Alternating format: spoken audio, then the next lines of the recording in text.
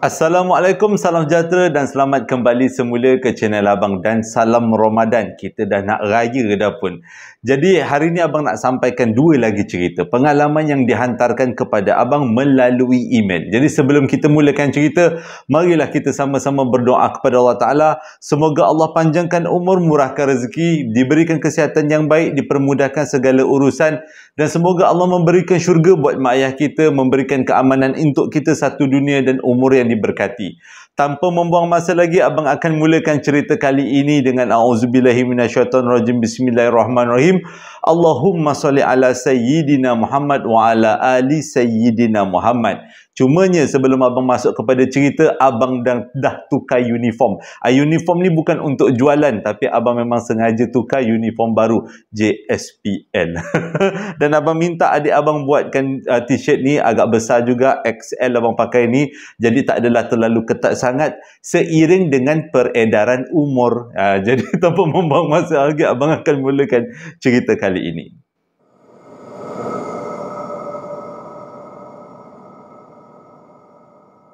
Cerita kali ini disampaikan oleh Rania, dihantarkan kepada Abang melalui email. Ini bukan cerita dia, tapi cerita moyang dia, bapa kepada nenek dia. Dengan kata lain, cerita kali ini adalah berlatar belakang tahun 1940-an dan berlaku dekat Kelang, Selangor. Cerita dia macam ni. Moyang dia ni orang kenal dengan nama Wak Sam. Memang seluruh kampung tu memang terkenal dah orangnya. Berasal daripada Indonesia. Disebabkan dia datang daripada Indonesia dan dia memang sangat terkenal mempunyai peribadi yang bagus dan juga ilmu kebatinan ataupun ilmu dalaman yang memang cukup tinggi. Apa-apa pun kebanyakan orang akan minta tolong dengan Wak Sam. Sebabnya Wak Sam memang dapat membantu, suka membantu orang. Pada masa yang sama, Wak Sam juga dikenali dengan orang yang sangat tinggi ilmu agamanya. Kalau setakat nak baca surah-surah, menghafal-hafal ruqyah, memang Wak Sam adalah jago. Jadi dengan kata lain, kawasan kampung tu di Kelang memang orang kenal siapa Wak Sam. Ceritanya bermula pada satu hari tu, ada salah seorang daripada ahli kampung tu, dia nak buat kenduri. Nama je Wak Hasnol. Dia nak buat kenduri, jadi jemputlah segala macam orang, termasuk jiran-jiran dan juga kawan-kawan dia. Jadi pada hari yang ditetapkan selepas jemputan tu, Wak Hasnol pun buatlah kenduri. Sebelum pergi ke kenduri, Wak Sam, dia ada kawan rapat tau. Nama kawan dia adalah Ramli. Jadi Wak Sam ni, dia berkawan rapat dengan Ramli sejak dia datang dekat Malaysia. Sebab Ramli pun memang orang yang sama bidang dengan dia. Sama-sama faham ataupun jago dalam ilmu agama. Jadi pada satu hari tu, waktu nak pergi kenduri, sebelum tu dia beritahu. Dia tanyalah dengan Ramli, kau nak pergi tak kenduri dekat rumah Hasnol? Ramli beritahu dia memang pergi, cumanya dia kata dia nak pergi naik basikal. Selalunya mereka jalan kaki, tapi pada waktu tu Ramli dah pun beli basikal. Jadi bila dengar apa yang Ramli cakap, seronoklah Wak Sam, sebab pada masa yang sama Wak Sam pun ada basikal, walaupun basikalnya tua tapi masih lagi boleh digunakan. Jadi bila dia cakap untuk ke kenduri Hasnol, apa kata kita pergi sama-sama? Macam mana caranya, kata Ramli?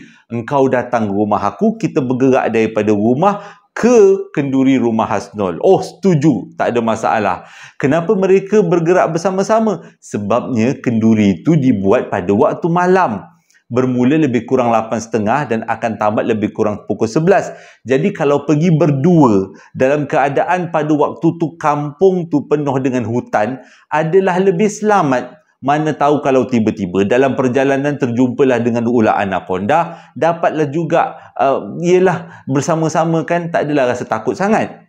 Jadi pada waktu yang ditetapkan, akhirnya Wak Sam pun keluar daripada rumah selepas habis main maghrib. Lepas habis main maghrib tu, dia keluar daripada rumah dan tujuannya adalah untuk pergi ke kenduri rumah Hasnol. Jadi sedang dia keluar daripada rumah, cari kasut, pakai kasut, Waktu tu dia memang sedar dekat depan rumah dia memang tak ada orang, dia seorang aja. Dan dia pakai kasut awal sebab dia tak nak nanti kalau Ramli datang jadi terkocoh-kocoh nak pakai, dia memang tak seronok. Jadi pada waktu tu dia pun pakai kasut tanpa memikirkan Ramli belum lagi datang. Jadi dia bersantai-santai je lah. Habis dia pakai kasut, dia punyalah terkejut bila dia angkat kepala dekat depan rumah dia, dekat halaman rumah dia, Ramli dah ada dengan basikalnya.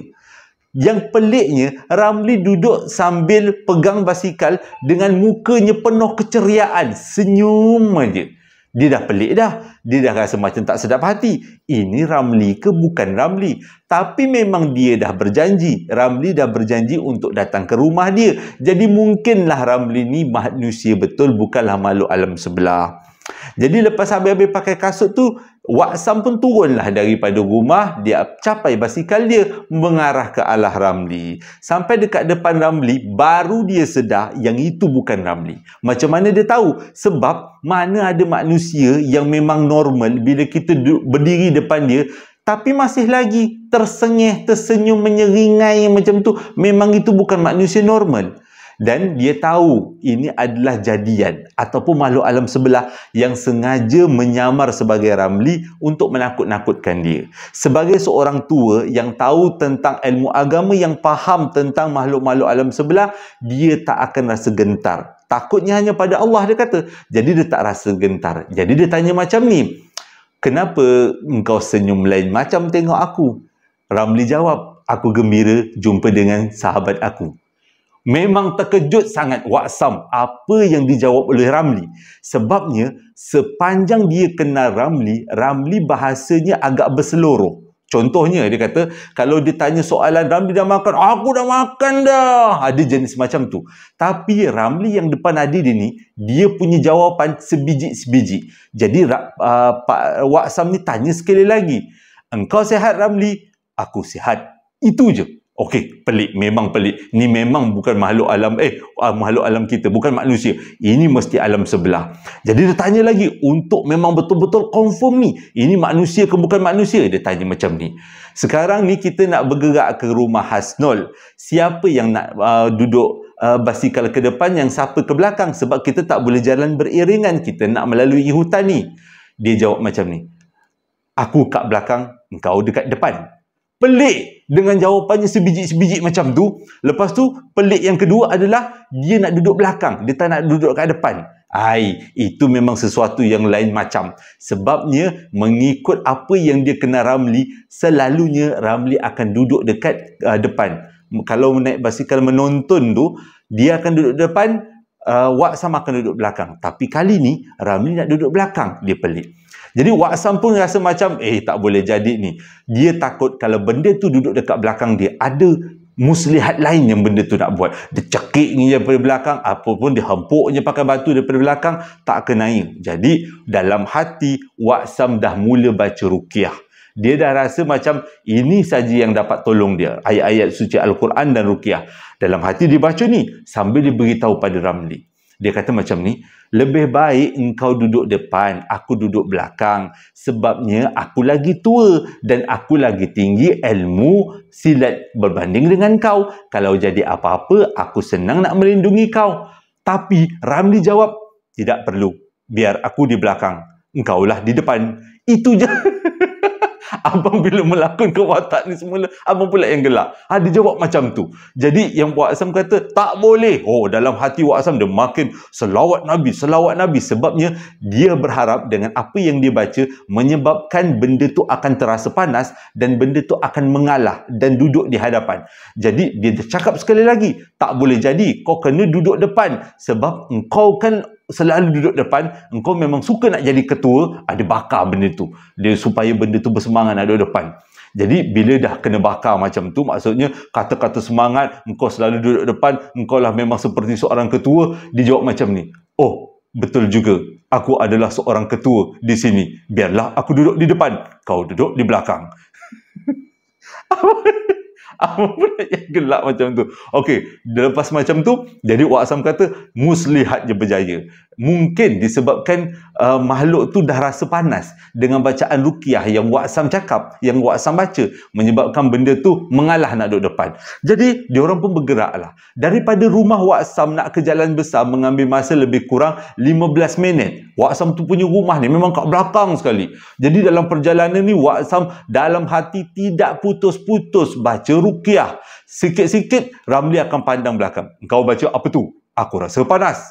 Jadi Wak Sam kata, kau jangan pandang belakang, pandang depan. Nanti kan terlanggar busut. Tak pasal-pasal kita boleh kemalangan. Lepas tu dia pandang depan. Berkayuh dah lagi. Sampailah dia dekat jalan besar. Bila sampai ke jalan besar, dia patah ke kiri. Sebenarnya rumah kenduri, iaitu rumah Hasnul, patah ke kanan. Jadi Wak Sam tanya, kau nak pergi mana tu?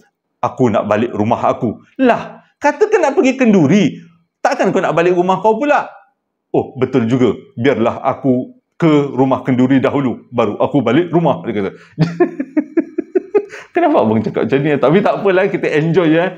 Jadi dia pun patah kanan. Ikut apa saranan yang Wak Sam cakap. Jadi dia pun patah ke kanan. Masih lagi Ramli kat depan, Wak Sam dekat belakang. Berjalan dia sampailah rumah Hasnul. Bila sampai dekat rumah Hasnul, basikal tu diparking, diletakkan dekat bawah satu pokok. Pokok tu rendang lah. Orang malam, lebih kurang pukul 9 dia orang sampai rumah Hasnul. Jadi Ramli pun turun daripada basikal, Wak Sam pun turun daripada basikal. Mereka berdua berjalan beriringan ke rumah Hasnul. Sampai dekat pintu rumah, Hasnul pun sambutlah, diulurkan tangan, salamlah dengan Wak Sam. Dan selepas dia salam dengan Wak Sam, dia pun berundur ke belakang dan tanya soalan macam ni. Engkau datang seorang, Wak Sam? Mana Ramli? Pada waktu tu bukan barulah, memang confirm lah Wak Sam kata yang ada dekat sebelah dia ni adalah makhluk alam sebelah. Sebabnya Hasnul tak nampak, dia je yang nampak. Jadi dia pandang sebelah. Dia kata macam ni, aku tahu engkau sebenarnya bukan Ramli. Kau baliklah ke tempat kau. Jangan kau menyamar macam ni.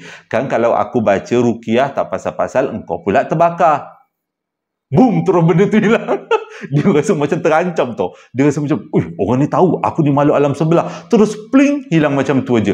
Hasnul yang ada dekat depan tu terpinga-pinga. Wak Sam, awak cakap dengan siapa? Kamu cakap dengan siapa? Ni tadi sebenarnya sebelah ni ada makhluk yang menyerupai Ramli. Dia kata, dia ikut aku nak berkenduri rumah kau. Oh iya ke? Apa yang Wak Sam cakap memang Hasnul percaya, sebab semua orang tahu Wak Sam memang boleh nampak, kadang-kalanya boleh nampak makhluk alam sebelah. Dan semua orang tahu juga yang Wak Sam memang ada kemampuan untuk menghalau. Jadi diorang pun naiklah ke kenduri, naiklah atas. Kendurilah, baca doa selamat semua. Lepas makan, lepas tu barulah Wak Sam tanya dengan Hasnul, mana Ramli. Rupanya Hasnul memang tahu Ramli tak datang, dia sakit. Bukan sakit, demam-demam air lah macam tu. Jadi dengan kata lain, yang datang tu memang betul lah bukan Ramli, itu adalah jelmaannya saja. Tapi moral ceritanya adalah jangan takut, kita khalifah di bumi ni. Abang pandai cakap lah, tapi abang macam dia seram-seram sikit.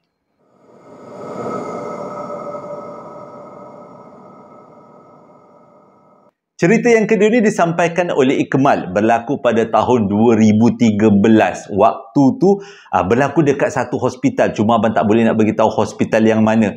Kerana waktu tu Ikmal sakit. Dia ditahan dekat hospital. Dan dia pertama kali masuk hospital. Dia tak pernah masuk hospital. Dan dia selalu dengar cerita seram dekat hospital. Dan dia berharap sewaktu dia masuk hospital tahun 2013 tu tak akan terjadi apa-apa. Tapi doanya tidak dimakbulkan. Dia berjumpa dengan beberapa makhluk yang menyebabkan dia lebih berani menghadapi dugaan selepas-lepas tu. Ceritanya bermula pada waktu tu dia sakit. Nak tak nak, dia kata kena masuk hospital. Sebab sakit dia ni berkaitan dengan buah pinggang. Jadi perlulah masuk hospital untuk doktor pantau. Tengok penyakit dia makin teruk ataupun makin elok. Jadi pada hari itu dia pun ditahan di hospital. Macam biasa, bila duduk dekat hospital, dia kata macam-macam benda dia terfikir. Ada benda yang elok, ada benda yang tak elok. Tapi kebanyakan yang terfikir ni memang benda-benda yang berkaitan dengan alam sebelah lah. Okey. Untuk mengelakkan daripada perasaan takut tu menguasai diri, dia bercadang untuk tidur awal. Pukul 9 dia dah tutup Bukan, dia dah tutup mata. Dengan kata lain, dia tak nak terjumpa dengan makhluk-makhluk yang pelik-pelik. Macam biasa, kalau kita tertidur awal, kita akan terbangun awal. Sebabnya itu memang lumrahnya kan. Lebih kurang pukul 3 pagi, pukul 2 pagi, dia tiba-tiba rasa segar. Mata dia terbuka dengan sendiri. Waktu tu dia kata menyesal dia tidur awal. Sekarang ni dah terbangun awal pula. Nak buat macam mana? Nak tak nak dia menghadap aje lah. Jadi dalam pukul 2 pagi tu, dia cuba layan-layan mata, nak tidur semula, tapi tak dapat. Dia capainya tasbih, baca zikir-zikir, tetap juga tak lelap. Dia capailah radio, dengar radio sambil pakai earphone untuk tidur, tak jalan juga. Jadi dia fikir-fikir, mungkin dengan baca buku, dia akan rasa mengantuk. Dia capailah buku, dia kata. Dia capailah buku dan dia baca buku. Lupa nak beritahu, waktu tu dalam wad tu ada 4 orang. Tak ramai, ada 4 orang. Tapi katil yang ada adalah katil dia, Ikmal punya katil, dan katil berdepan dengan dia adalah seorang pakcik. Yang pakcik tu pun dah tidur lah. Dia sejak daripada dia masuk, memang pakcik tu tidur je, dia kata. Jadi katil kiri dengan kanan Ikmal memang kosong, memang tak ada orang. Jadi dia diam je lah, bacalah buku. Tengah-tengah dia baca buku ni, tiba-tiba, buku kan selalunya kalau sambil baring, kita punya muka kan akan menutup buku kan. Buku tu akan menjadi penutup di kawasan muka macam ni kan. Jadi waktu dia baca buku tu, dia tak perasan. Sedang dia jatuhkan buku sebab tangan dia rasa lengoh. Dia tengok dekat tempat duduk, kerusi yang ada dekat sebelah katil dia ni, ada seorang budak umur 13 tahun. Waktu tu dia pandang budak tu. Mana pula budak ni datang? Saudara mara aku ke? Kalau saudara mara tak akanlah datang pada pukul 2 pagi. Dia diam je tengok budak tu. Dan budak tu pun tak bercakap, tengok je dia. Memang tak nampak macam makhluk alam sebelah. Nampak macam manusia. Tapi gerak jauh di sudut hati. Memang dia tahu ini adalah makhluk alam sebelah. Mungkinlah dia kata. Walaupun dia tengok tak adalah tembus-tembus ataupun mukanya terherut-mengut. Tak ada. Memang okey je. Jadi dia tengok budak tu, tengok dia tengok budak tu. Dia rasa tak sedap hati. Dia pun berpalinglah badan dia. Dia iringkan badan dia berpaling ke kiri. Waktu dia berpaling ke kiri tu, dia tengok kat sebelah katil dia ada orang. Jadi dia fikir, mungkin orang ni masuk sewaktu dia tidur. Tapi kenapa orang ni berselubung daripada kaki sampai ke kepala?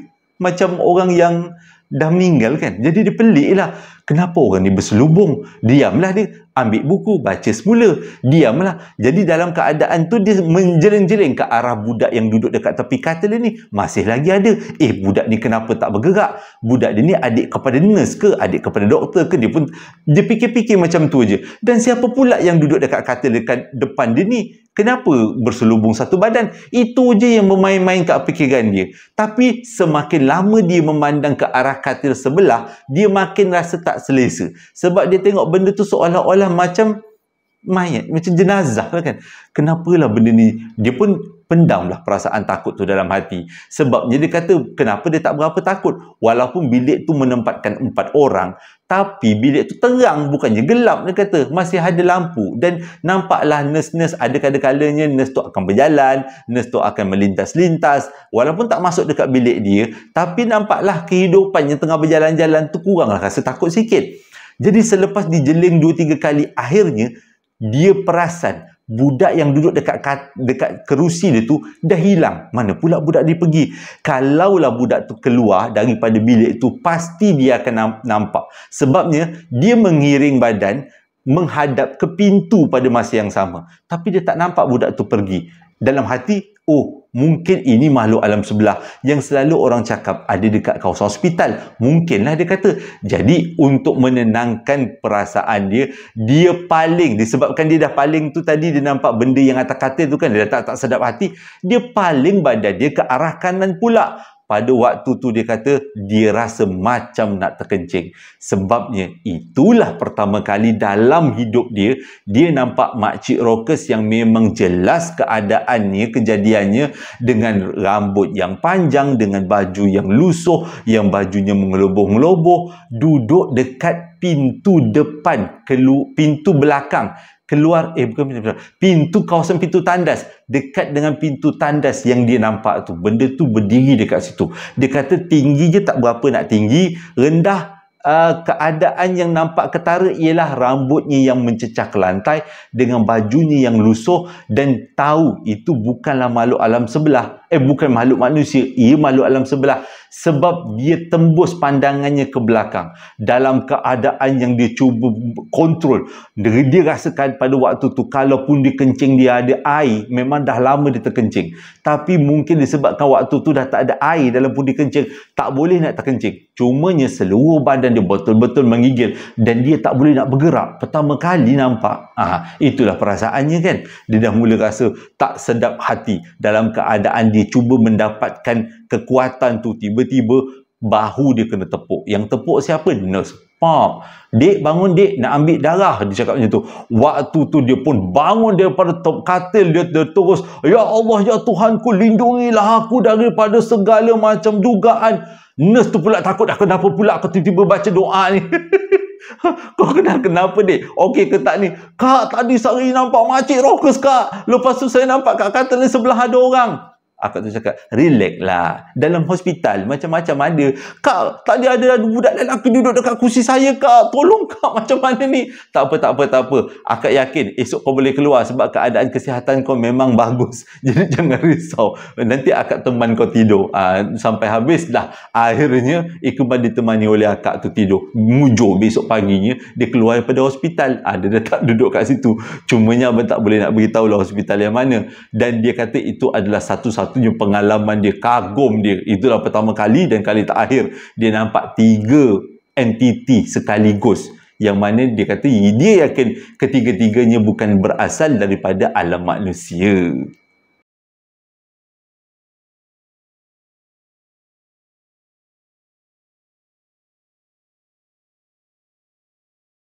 Terima kasih sangat-sangat sudah dengarkan cerita yang abang sampaikan. Hari ni hari Rabu kan, jadi ceritanya lebih santai-santai. Hari Jumaat nanti ceritanya memang ekstrim. Abang masa baca memang abang kagum cerita ni. Ni filem kan cerita pengalaman ni, macam filem dia punya. Tapi itulah pengalaman kan.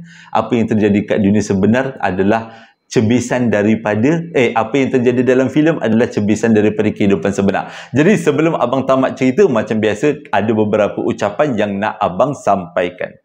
Ucapan yang pertama datangnya daripada seseorang yang bernama Siti. Dia nak sampaikan, dia nak mohon kita semua hadiahkan Al-Fatihah buat bondanya iaitu Zainun binti Karim yang telah pun dijemput ilahi pada 26 hari bulan 9 2023 yang lepas. Dia kata dia terkenang untuk tahun ni raya 10 hari bulan 4 adalah hari jadi mak dia. Jadi dia rasa sedih sebab kali ni raya jatuhnya ikut cadangannya. Apa yang kita tahu, raya jatuh pada 10 hari bulan 4 dan itulah hari jadi mak dia dan mak dia telah pun meninggal dunia. Jomlah kita sama-sama hadiahkan Al-Fatihah buat Bunda Zainun binti Karim. Semoga almarhum ditempatkan di kalangan yang beriman. Ucapan yang kedua datangnya daripada seseorang yang menggunakan nama samaran Alustarian. Dia mohon kita semua hadiahkan Al-Fatihah buat abangnya iaitu Ros Jasimi yang telah pun dijemput ilahi pada 29 hari bulan 3 yang lepas. Jadi marilah kita sama-sama hadiahkan Al-Fatihah buat Ros Jasimi. Semoga almarhum ditempatkan di kalangan yang beriman, diterima amal baiknya dan diampun segala dosanya. Amin. Di kesempatan ini juga abang nak mengucapkan selamat hari jadi daripada abang JSPL, mengucapkan selamat hari jadi kepada Rafael Haizariop yang mana hari jadinya jatuh pada 1 hari bulan 4 genap umur 38 tahun. Dengan ucapan selamat hari jadi, semoga panjang umur, murah rezeki, diberikan kesihatan yang baik, dipermudahkan segala urusan dan sentiasa dalam rahmat Allah. Ucapan yang seterusnya datang daripada seorang bonda yang bernama Eli Efanur Ayub. Dia nak sampaikan ucapan hari jadi buat anak sulungnya iaitu Nur Atikah binti Muhammad Helmi yang mana hari jadinya jatuh pada 30 hari bulan 3 genap umur 13 tahun. Dengan ucapan selamat hari jadi buat anak bonda yang disayangi. Semoga Allah sentiasa merahmati, memberikan masa depan yang cemerlang, rezeki yang melimpah ruah, dipermudahkan segala urusan dan sentiasa dalam rahmat Allah.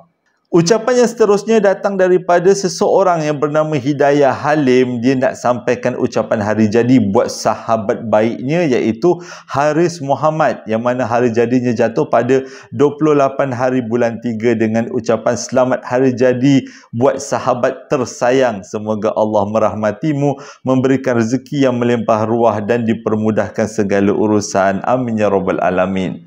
Terima kasih sangat-sangat sudi dengarkan cerita yang abang sampaikan. Perapan sate masih lagi ada promosi sebelum raya, dan sambal lara pun masih ada promosi 3 beli 3 dapat RM30, dan ini adalah uniform abang yang baru. Abang belum buat jualan pun uniform ni, abang sengaja je tukar uniform baru.